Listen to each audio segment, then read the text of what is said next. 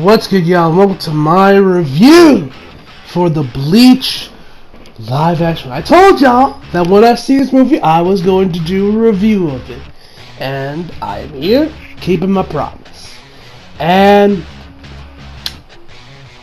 this is, without a shadow of a doubt, the greatest live action anime adaptation I have ever seen. In all honesty, it is. And you guys know that I love the Netflix Death Star movie. I thought it was phenomenal. I thought it was just as good as the anime, for different reasons, of course. And just like I said before then, I loved that movie. I thought it was really great. And honestly, it's too much hate. And you know, I loved Edge of Tomorrow, which was my favorite live action adaptation before today. And of course, you know, I really did, I did love the Ghost in the Shell movie when that came out 2 years ago. Now, guys, actually, when I actually saw this movie dubbed, because there was an English dub by the time this one came out, where I watched the English dub, which had a majority of the Bleach English cast come back. Not all of them. Which makes me wonder why that is, but we'll get to that when we get to that. So, anyway, so let us begin with the cast. So, for the actual cast, we have, and I'm probably going to butcher these names, so what we're going to go with it. Sota Fukushi as Ichigo, Hana Sugisaki as Rukia, Ryo Yoshizawa as Uryu, excuse me, Miyavi as Byakuya Kuchiki, Taichi Satatomi as Renji, Irma Mano as Oriyoshi. That woman. Perfection. After I knew when she was casted, me and Platinum did some little bit of research in them. Let's say we made some very fruitful discoveries. We have very fruitful discussions. And for the English cast, we got my man, the myth, the legend, Johnny Young Bosch as Ichigo. And oh my god, this has to be his greatest performance as Ichigo Kurosaki. This man stole the show, as he should have. I felt like I was rewatching the Bleach anime for the first time on Netflix when I was watching it a couple years back. I just fell in love with it.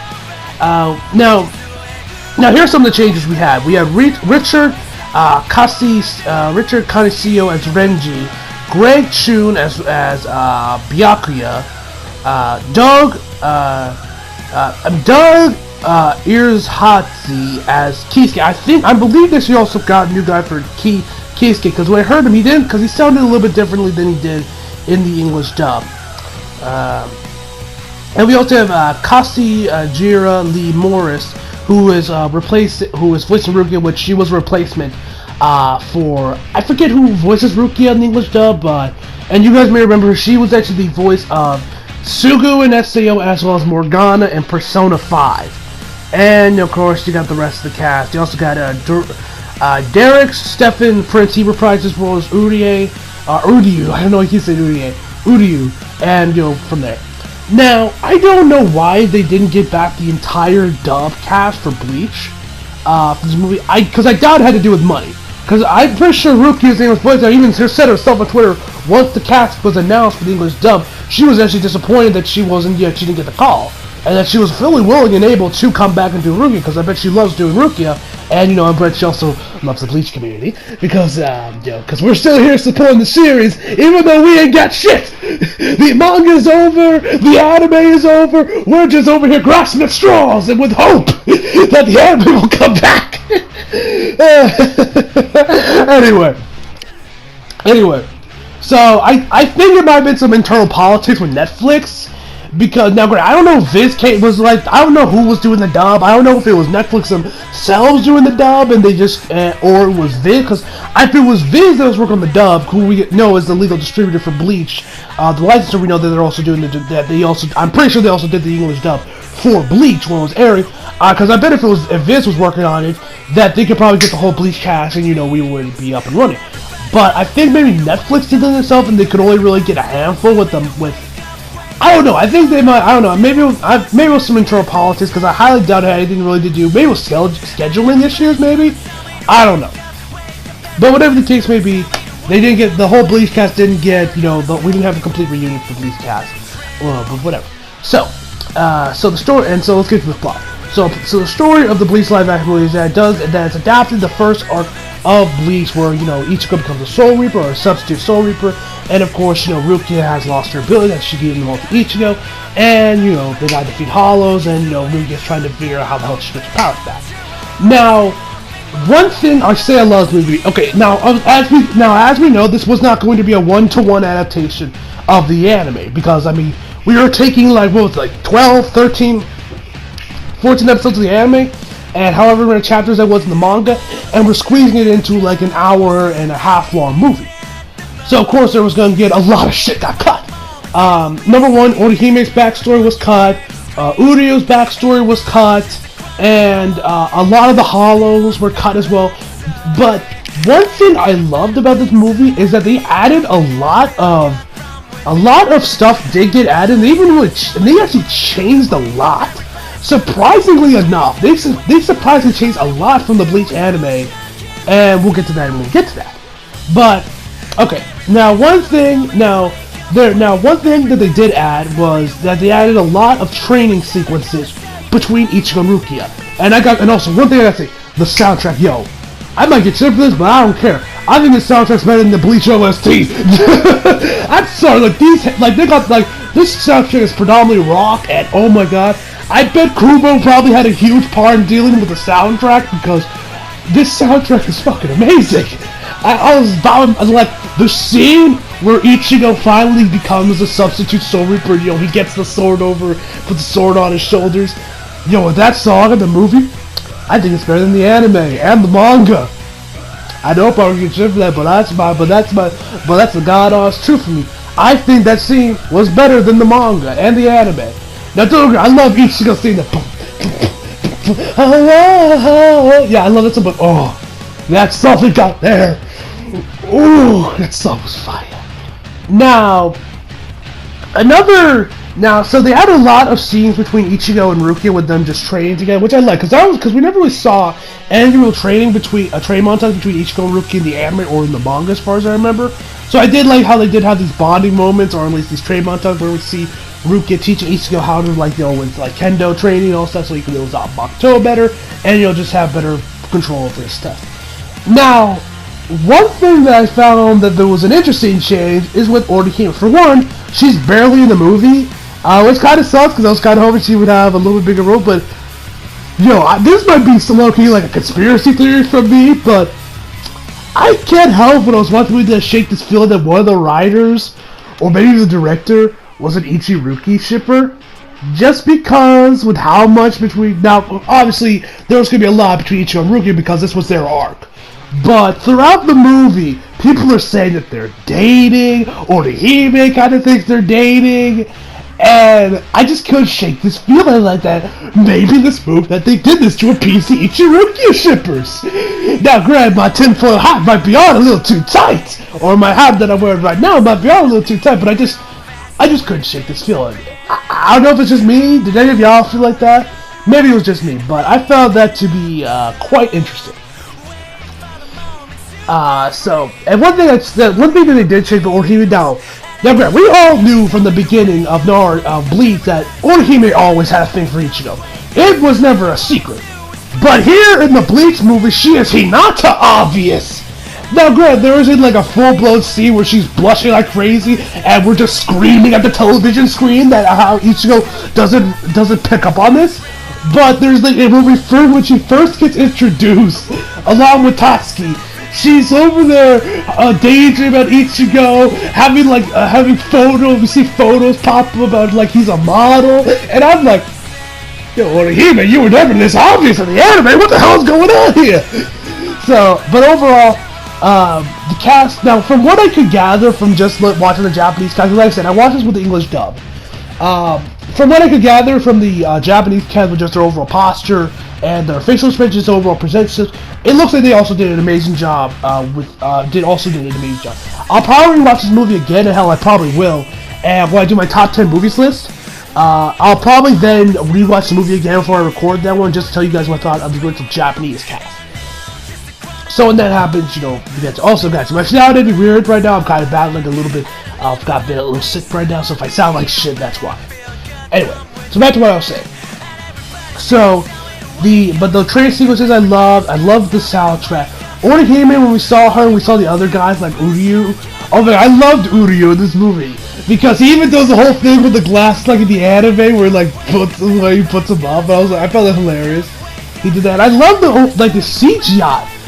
For a Japanese movie, because remember guys, Japan, they got money to burn like here in Hollywood.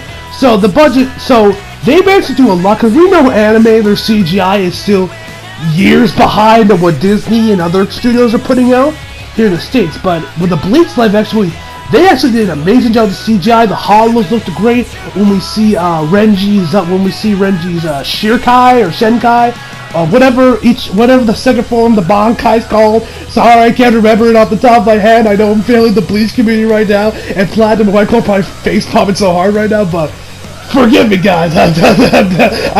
Forgive me, guys. I can't remember it off the top of my head. Anyway. So, as I was saying, the Bleach, I love, the CGI was great. The way the hollows looked was fantastic. The overall supporting cast, the guys in the dub, like I said, did an amazing job. Johnny Young Batch, oh my god, that man deserves an award for his performance here. The man just did a spot-on job playing Ichigo. That man is born to play Ichigo. Nobody else can play Ichigo. Anybody else does, it feels so out of place for me. Nobody can replace Johnny Young Batch. That man is Ichigo. And, oh man, I love Ichigo. And I really dug what they did with Ichigo's mother, and how her death plays a very pivotal role throughout the movie. They keep reminding you and bringing it up, and that is the main reason for Ichigo's character, and that is his goal, is to protect, to make sure there isn't another, he doesn't have another interim mother. So all of you people who keep hating on Ichigo, shut the fuck up. My man James Hatchell did a 50-minute long video on this, so please, get out. Thank you. Little Red. Anyway, so as I was saying, so I love how they brought that up, and I could definitely say that watched this movie made me realize just how awesome of a character Ichigo is, and how this man does not get the respect he deserves. And because there's this one scene during the ending, I won't spoil it. I might do a spoiler section later on in the video, but there was this one scene in the end of the movie that just made me just absolutely fall in love with Ichigo, so much so that I posted on Twitter that Ichigo is now my favorite protagonist in all of Weekly Shonen Jump. I did a whole video on this on my Twitter where I went on my Mal account and put Ichigo up 2 spots on my favorite characters list, because for me personally, Ichigo's ability to always, his ability to him never giving up and everything, it always felt earned in Bleach, when it's compared. And I would say the same thing for Deku and Hiroaka. It's getting compared to, say, someone like Goku. Because with Goku, yeah, he doesn't give up, but that's like a cliche for the shonen character.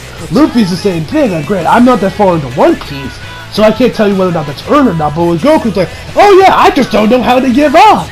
But here, it actually feels earned, and you can understand why Ichigo never gives up. Like I said, because of the ending of the movie. And what happens at that ending? Beautiful. Absolutely beautiful. Now, Chad he also has a small role in the movie. We don't really see much of the supporting cast. They're really just really small, which is one thing I did have a fault. I wish there was more Orihime in the movie, just because it's Orihime, but that's more of a little personal problem because I love Orihime so much. But yeah, I would have loved to have seen more of Orihime and just overall cast and job. Would have liked to see more of Chat. Uryu has a decent involvement. I like the way how they handled that whole arc he had in the first arc, the episode where he's challenging Ichigo, and I really dug how Byakuya and Renji are intertwined in the movie. And like I said, I love their design. The casting, the makeup guys, and the actors that play them did an amazing job playing Ichigo and Renji. And also the replacement they got for Renji and Byakuya in the English dub also did an amazing job. They sounded similar enough to the English voices that it didn't feel too much of a problem. For me, anyway. It might be different for some of you guys. Now, let's get to the flaw. Now, let's first get to a flaw that I have with the actual English dub as a whole. Okay, it's unfortunately Rukia's voice head. Now, she does a decent enough job, and I think this is just because that the original Rukia voice actor that voices her in the anime did such an amazing job that while she,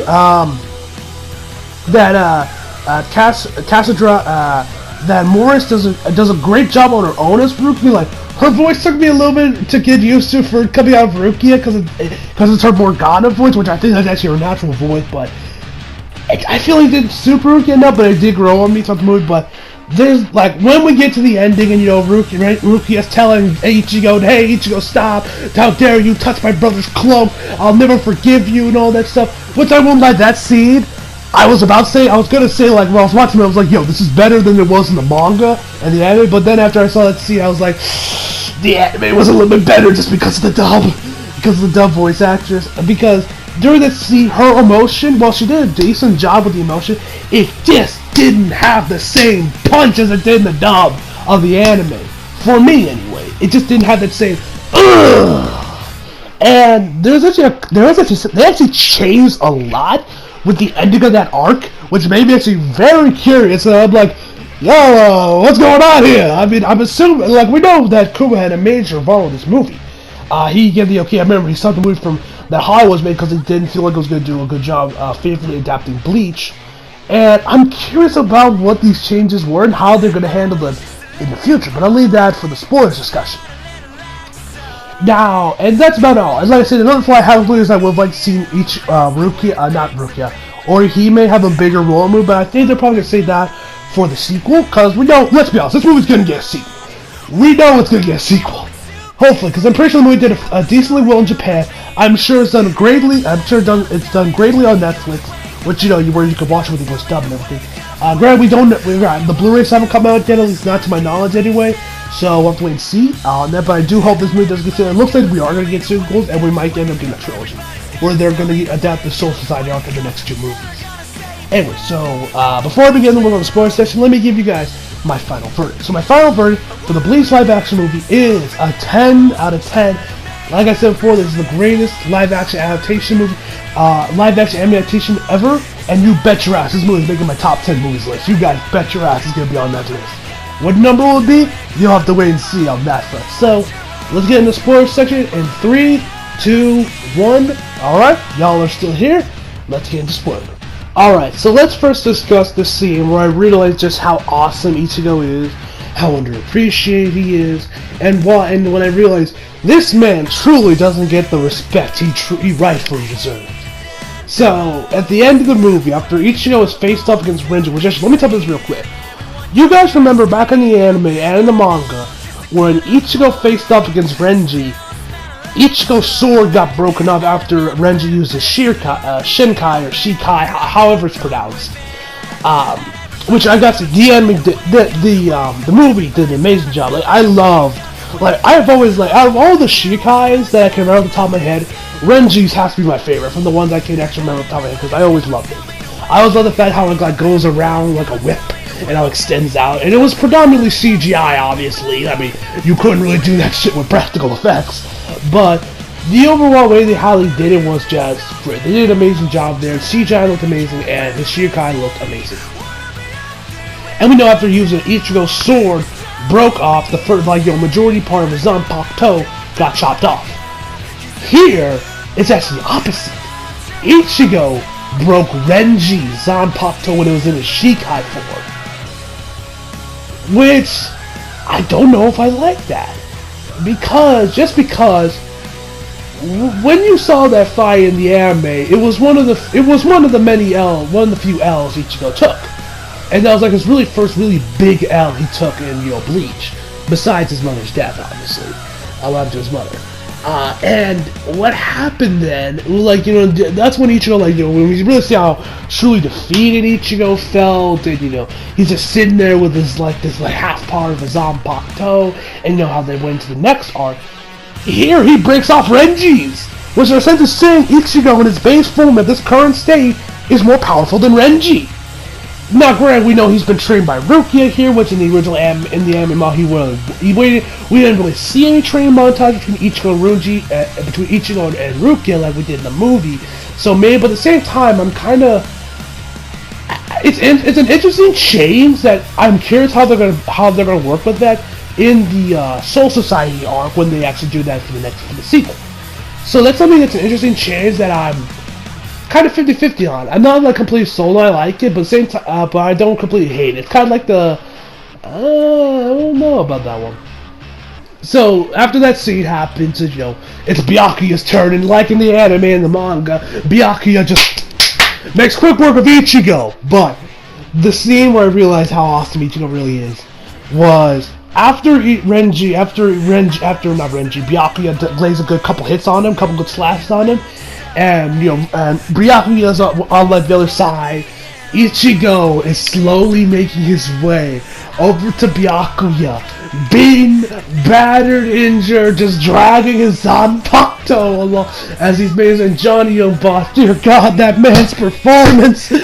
Oh, this man deserves an award. What this man? Oh my God, Ichigo don't get the respect he deserves, and just slowly making his way over. And then he gets there, he tries to leave, but Byakuya makes quick work, and then once he's on the ground, he's over there grabbing at Byakuya's club, be like, I'm not done yet. I'm like, bro. Ichigo, man. Ichigo's a legend. Ichigo's a goat, man. I love Ichigo. Anyway, so that was spectacular. I love that scene. That scene was amazing. And the other major change they made that's going to directly affect the Soul Society arc in a big way is that Rukia actually gets back her powers. Because remember, in the anime, as well as the manga, Rukia lost her powers to Ichigo and she didn't get them back. Even at the end of the Soul Society arc, if I remember season correctly, she didn't even get her powers back until after the Soul Society arc, if I remember correctly, because remember, in the anime manga, she was going to be executed for treason or whatever it was because she gave her powers up to Ichigo, and of course, that broke the Soul Reaper code and everything. But now that she has it back, how is this going to affect the Soul Society arc? Is she still going to get imprisoned? Is she still going to get executed for a different charge? Or are they going to just use the same charge even though she has her powers back? And that's an interesting thing, and it almost looks like and we know that Rukia says Ichigo is going to forget everything, and it looks like he almost does until he searches his textbook and there's a note Rukia put in there where she's like, make a scene, I'll kill you. And I'm really interested in how this is going to work. Like, how is Urahara going to face this? Like, is Urahara still going to the whole trade stuff with Urahara in this right before the Soul Society arc really begins? There's a lot of questions I have for the sequel that I'm curious about, and yeah, I'm definitely looking forward to seeing what the Bleach sequel has to store when they do the Soul Society arc, and I am definitely very intrigued with this franchise. So yeah, that's all I really got to say in terms of spoilers. That was just a couple stuff I noticed that I was like, that I thought were interesting changes, but I'm curious how these are going to how this is really going to affect the Soul Society arc when it gets adapted in the next two movies, and when they are going to do sequels, which I hope they do. I mean, we still haven't gotten confirmations yet, but well, no, maybe after the Bleach anime gets confirmed, we'll get confirmed confirmations on those two anyway, or if the Blu-ray still will, whatever the case may be. So I'm gonna end it here, guys. This video is long as fuck. So yeah, so I hope y'all enjoyed the video. Leave a like if you did, subscribe if you're new. Follow me on Instagram, Twitter, Flag, and links down in the description box below. And as always, come back for more. See you guys next time.